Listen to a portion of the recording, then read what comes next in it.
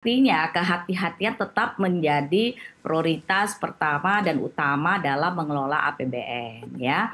Dan kemudian defisit juga makin hari makin dikontrol ya prosentasenya tadi dari yang tadinya 6% menjadi 2,4 di tahun 2026 ini diprediksi.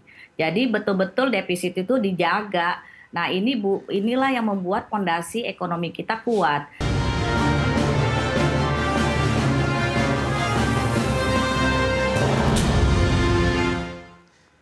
Ya, terima kasih Anda masih bergabung bersama kami dalam Market Review dan berikut ini kembali kami sampaikan data untuk Anda terkait dengan belanja negara. Kita akan cermati seperti apa trennya dari tahun 2021 sampai dengan outlook 2025 dan juga era APBN di tahun 2026 mendatang. Ini dia trennya cenderung naik untuk belanja negara.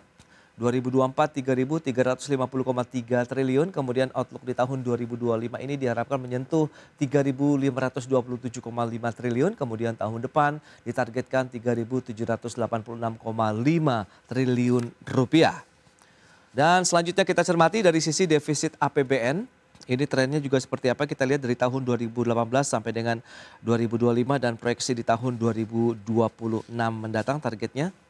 Ini dia sempat memang di tahun 2020 karena kita tahu juga ada pandemi COVID-19, tapi setelah itu 6,14% terhadap PDB turun terus terendah di 2023 1,65% terhadap PDB, kemudian mengalami tren di atas 2% dalam 3 tahun terakhir, dalam artian di tahun 2025 ini diharapkan proyeksinya sekitar 2,78% terhadap PDB dan tahun depan diharapkan turun menjadi 2,48% terhadap PDB.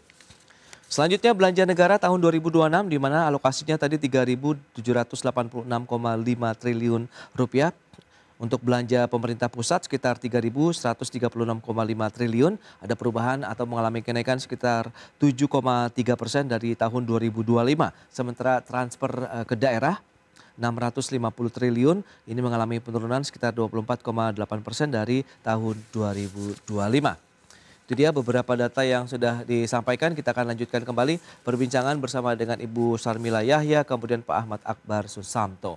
Baik, Bu Sarmila, kalau kita lihat dengan beberapa informasi data yang tadi sudah disampaikan. Nah, kalau kita bicara mengenai kontribusi belanja negara, pemerintah, kemudian sampai juga dengan mungkin pemerintah daerah. Anda melihat seperti apa sih korelasinya dengan dunia usaha, geliat aktivitas bisnis di daerah, kemudian sampai dengan di pusat atau di kota-kota besar begitu, Bu Sarmila?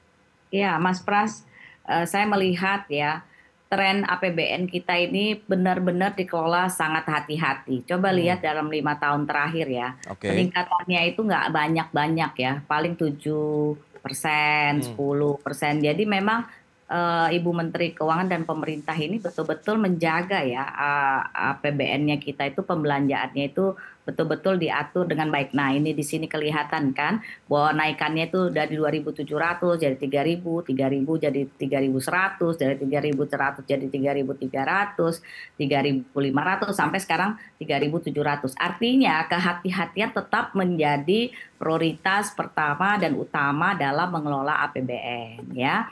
Dan kemudian defisit juga makin hari makin dikontrol ya prosentasenya tadi dari yang tadinya 6% menjadi 2,4 di tahun 2026 ini diprediksi.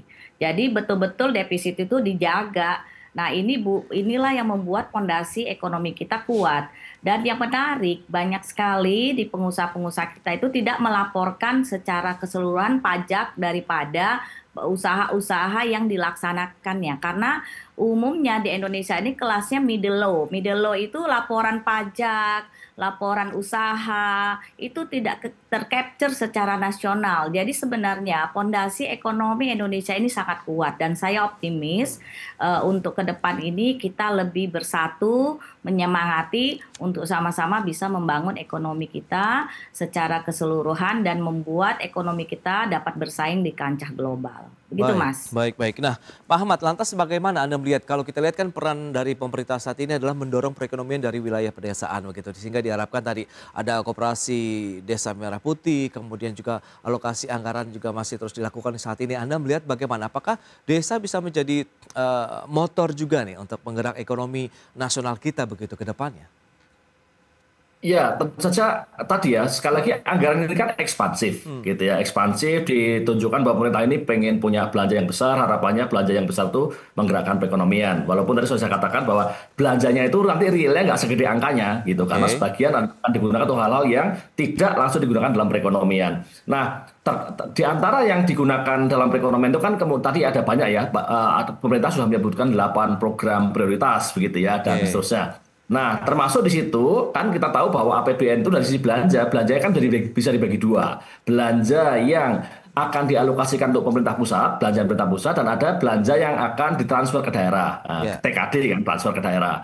Nah, dari transfer ke daerah itu nanti ada dua, transfer ke daerah yang berupa ke pemerintah daerah otonom, pemerintah provinsi, pemerintah kabupaten kota, dan juga nanti sebagian ke transfer ke desa. Nah, dari situlah maka kemudian memang APBN ini diharapkan juga tetap bisa menggerakkan perekonomian di desa melalui skema itu, gitu ya. Meskipun mungkin terkait dengan transfer ke daerah ini ada satu poin yang bisa saya catat, gitu ya, bahwa untuk tahun ini, gitu, terlepas ini setuju nggak setuju ya, Oke. angkanya menunjukkan bahwa untuk tahun ini transfer ke daerah itu turun, gitu ya. Jadi transfer ke daerah turun, yang ini berbeda dengan alokasi untuk pemerintah pusat. Jadi yang terjadi saya boleh mengatakan di situ mungkin semacam resentralisasi. Terlepas Hmm. ini resentralisasi itu bisa pro dan kontra. Orang bisa melihatnya sebagai sesuatu yang baik, bisa juga melihatnya sebagai sesuatu yang tidak baik. Tapi itu benar-benar terjadi dari angkanya. Karena apa? Karena dari total APBN, belanja APBN itu transfer ke daerahnya turun gitu, sementara pada waktu yang sama belanja untuk pemerintah pusatnya meningkat gitu. Tapi itu satu catatan yang perlu disampaikan.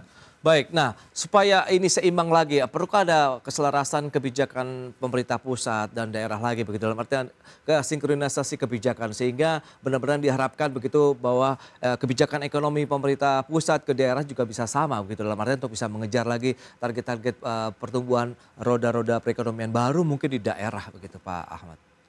Ya, sebenarnya kan begini ya. Hmm, Sebenarnya ketika tadi kita katakan bahwa belanja itu dialokasikan untuk belanja pemerintah pusat, hmm, kan sebenarnya belanjanya juga sebagian di daerah ya, supaya lebih objektif gitu ya. oke. Bahwa sebagian juga akan dibelanjakan daerah. Ketika pemerintah punya program-program MBG, MBG kan juga dilaksanakan seluruh Indonesia. Ketika pemerintah punya program misalnya bantuan sosial kan juga bantuan sosial seluruh Indonesia gitu ya. Oke. Ini hanya soal aktornya siapa pelakunya gitu ya, Hmm, pemerintah pusat atau pemerintah daerah. Nah, saya sepakat bahwa tentu saja harus ada harus terjadi koordinasi yang baik lah antara pemerintah pusat dan pemerintah daerah dalam hal ini gitu. Terus saja poinnya adalah bahwa kebijakan itu nanti harus diikuti dengan komunikasi yang baik antara level pemerintahan yang berbeda begitu sehingga kemudian oke. semuanya siap gitu. Baik, baik. Nah, dari Kadin sendiri lagi, Bu Sarmin, Anda melihat butuh insentif, dukungan, bentuk kehadiran negara lagi seperti apa sehingga bisa menjadi salah satu booster nih untuk roda perekonomian dari sisi industri kah, pelaku usaha begitu dari tingkat daerah sampai dengan pusat yang diharapkan memang lagi-lagi bisa mendorong mengejar target pertumbuhan ekonomi kita di tahun depan kan dipatok 5,4% begitu Bu Sarmil.